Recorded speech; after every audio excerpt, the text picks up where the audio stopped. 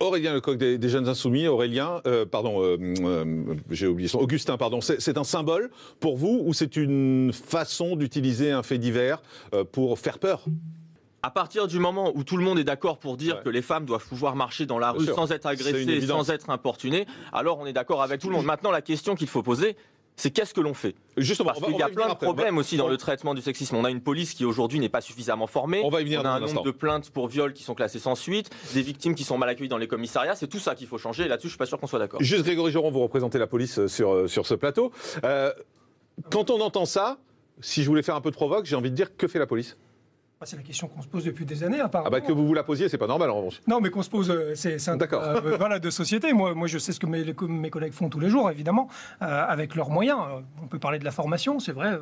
Voilà, mais est-ce que vous partagez ce constat aujourd'hui, ce constat Enfin, je le partage, et moi, je sais pas que politique. C'est encore une fois, c'est un constat citoyen. À un moment donné, si aussi, j'entendais hier, on en parlera sûrement des violences, mais il y a de plus en plus d'associations de voisins qui s'expriment, tant mieux, parce que finalement, on voit que ce qu'ils revendiquent, c'est une sécurité, quel que soit l'endroit, quel que soit l'heure. Mais c'est à la police d'assurer ça, excusez-moi. Bien sûr que c'est à la police, mais est-ce qu'on a les moyens de le faire aujourd'hui ? La réponse, c'est quoi ? La réponse est non, mais clairement non. Mais je veux dire, c'est pas nouveau non plus. Regardez toutes les enquêtes parlementaires qui sont faites sur l'état de la police aujourd'hui, et vous le savez, j'invente rien, même celles qui sont menées par la majorité, que malheureusement on manque de moyens, on manque d'effectifs, on manque de formation, on manque après la justice est à peu près dans le même état. La justice, on va y venir aussi. On a des piliers régaliens qui s'effritent sérieusement. Grégory Joron, puisque vous êtes policier, la prison, c'est la solution ? Est-ce que la justice est laxiste ? Je pense qu'il y a un manque de politique pénale, sans dire qu'elle soit laxiste ou pas, c'est des mots qui sont très forts. Hein. Voilà, moi, oui, mais il y a un manque de politique pénale, ça c'est une expression qui veut tout dire et rien dire, je suis désolé. Ça veut dire, je vais préciser, allez-y. C'est juste qu'à un moment donné, il faut donner des axes.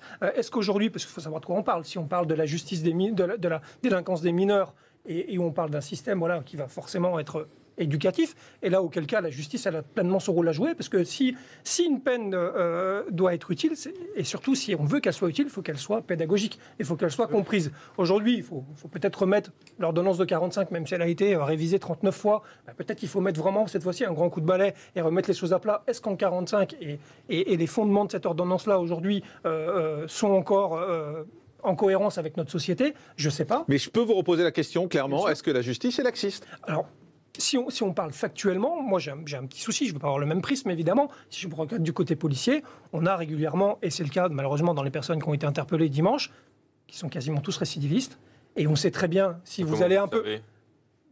Comment je le sais ? J'ai demandé un profil, on s'est un peu renseigné, voilà, mais je veux dire, c'est interdit ce que je fais ? Non, c'est quoi le souci ? Non, je regardais comment je sais. Les gens sont passés au fichier, forcément. La question, c'est comment on fait pour qu'ils ne récidivent pas ? Non, mais la question, déjà, c'est est-ce que la justice est laxiste ? C'est la première question qu'on pose. On passe à l'étape d'après. Voilà, il ne faut pas inverser la lecture à un moment donné. Il faut éviter que des choses se produisent. Personne ici sur ce plateau n'est pour qu'il y ait de nouveau de la casse. Mais quand ça se produit, est-ce que la justice tape assez fort ? C'est ça la question. C'est ça la question. La réalité, c'est comment ces gamins-là arrivent à avoir ce sentiment d'impunité. Moi, je pense clairement, et c'est pas, je pense clairement qu'à un moment, avoir un peu peur, c'est aussi se préparer un peu à obéir. Aujourd'hui, je pense qu'ils ont peur de rien. La preuve, regardez un camion de CRS devant le Parc des Princes, pris d'assaut. Rosa Maisonnet, est-ce que là... Grégory Joron, secrétaire général délégué unité SGP Police Info, vous comprenez ces gens qui disent on ne se sent plus en sécurité aujourd'hui ? Et les pauvres, clairement, j'étais justement hier en plateau avec une présidente d'association de quartier vers la porte d'Auteuil, mais ils sont exaspérés. Ce qui est même inquiétant, c'est que ces gens-là commencent à parler. Et pourtant, ce sont des gens qui sont équilibrés, qui travaillent, qui ont encore une famille. Parle même de s'organiser. Donc s'organiser, ça fait quand même pas plaisir. Ça veut dire qu'ils estiment que l'État aujourd'hui n'est plus en capacité d'assurer leurs droits. Est-ce que c'est le cas ? Est-ce qu'aujourd'hui l'État n'est plus en capacité d'assurer la sécurité ? Clairement, il y a des difficultés, mais on le sait. Enfin, je veux dire, moi, ça sert notre discours qu'on a depuis des années. Je veux dire, c'est pas gênant, et tant mieux qu'il y ait ces voix-là qui s'élèvent, qui sont celles de voix de citoyens qui disent, mais attendez, ras-le-bol. Mais on risque les dérapages. On le sait. Ce qu'il ne faut pas faire, oui. Bah oui, on risque des dérapages. Aurélien Lecoq, c'est une des craintes. J'espère justement qu'il y aura un sursaut politique à un moment donné, parce qu'au-delà d'un tweet, quoi. Ouais. Je crois que si on en arrive dans cette situation-là, c'est parce qu'on a des ministres de l'Intérieur qui ont refusé d'organiser le maintien de l'ordre et ont démissionné depuis bien longtemps. C'était déjà le cas avec Christophe Castaner. On a des ministres de l'Intérieur qui mettent en danger tout le monde.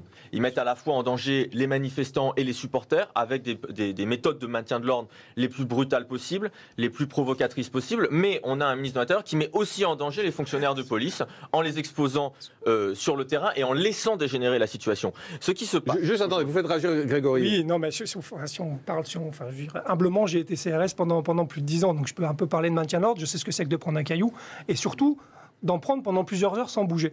Et je mets au défi quiconque qui n'est pas formé de pouvoir le supporter. Mais c'est bien le problème. Et que pensez-vous? C'est pas un problème. Vous parlez de personnes non formées. Moi, c'est pas forcément les CRS que j'accuse. Qu'est-ce que vous pensez de la présence de la BAC sur les manifestations? Je pense qu'elle a toute sa place. Pourtant, ce ne sont pas des personnels formés au maintien de l'ordre. Je peux finir une phrase? Allez-y, je vous en prie. Ouais, parce que si vous me proposez une question, tous les 2 mots, ça va être compliqué. Donc, la BAC, elle a toute sa place à partir du moment où le dispositif il est fait dans le bon sens. Et je me suis déjà exprimé plusieurs fois d'ailleurs là-dessus, et je l'ai même dit au préfet l'allemand quand on en a eu l'occasion. Pendant un moment, je pense qu'il y a eu un inversement des grilles de lecture, on va dire, sur la manière dont les services et les dispositifs de maintien de l'ordre étaient effectués sur Paris. Je m'explique. Le maintien de l'ordre, il faut être formé. Il faut être équipé et il faut avoir une culture de la gestion de foule. Est-ce que la BAC l'est? Les BAC, non. Non, les BAC ou les DAB, les BAC ou les braves, pour l'instant, c'est des forces, je vais terminer, ce sont des forces qui sont importantes dans un dispositif de maintien d'ordre. Pourquoi? Parce qu'elles sont beaucoup plus mobiles. Parce qu'un CRS équipé ou un collègue d'une compagnie d'intervention ou un gendarme, quand il va devoir faire un bond offensif avec 15 kilos d'équipement, il ne va pas le faire 10 fois et il va aller beaucoup moins vite que quelqu'un qui est en jean et en basket. Pour autant, quand on a des effectifs qui sont... et notre boulot, c'est de faire de la gestion de foule lourde et de pouvoir justement manœuvrer pour permettre en sorte à ces effectifs-là, à ces collègues-là, de pouvoir procéder à des interpellations. C'est ça un maintien de l'ordre. On vous montre la séquence en intégralité et sans commentaire pour que vous puissiez juger. Ça dure 1 minute. Regardez.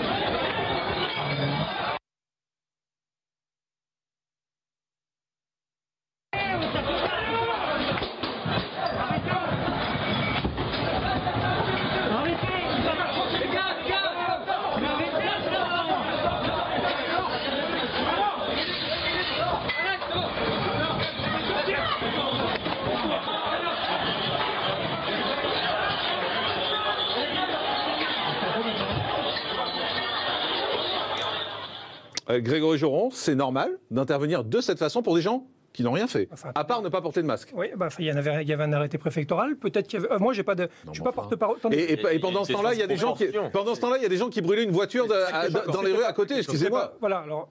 Il faudra regarder les heures parce que je suis pas sûr que ce soit au même non, heure. Ça doit être 30 minutes après. Ça, c'est un peu avant. Voilà. C'est ça, et la voiture brûlée, c'est 30 à 40 minutes après. Donc on va remettre ça dans l'échelle du temps déjà de la soirée. Et enfin, je suis pas le porte-parole de la préfecture. Non, mais d'accord, non, mais c'est votre avis. C'est votre avis qui m'intéresse. Mon avis, parce que j'ai pas tous les éléments, parce que vous dites on regarde. Je vais finir. On regarde la séquence en intégralité. Ouais, mais on ne sait pas s'il y a eu des injonctions avant pour demander le port du masque. On ne sait pas s'il y a eu une prise de contact avec le propriétaire. Non, mais ça, on imagine que ça a eu lieu. Ouais, mais est-ce que c'est une raison pour intervenir comme ça? Attendez, ça a chiffonné 2 secondes. On voit un coup de matraque et des gens qui repoussent les boucliers. D'accord. Et vous pensez que simplement pour le non-respect du masque et des distances de sécurité, on rentre dans un bar casqué, avec des boucliers et avec des matraques. Ça, c'est normal. Ah ben si un arrêté préfectoral a été pris, si le masqué avec un masque et des matraques.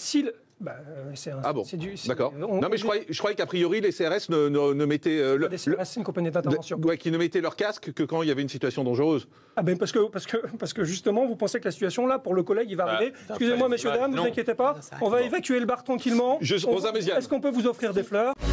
Retrouvez toute notre actualité sur videopolice.com, la chaîne YouTube d'Unité SGP Police.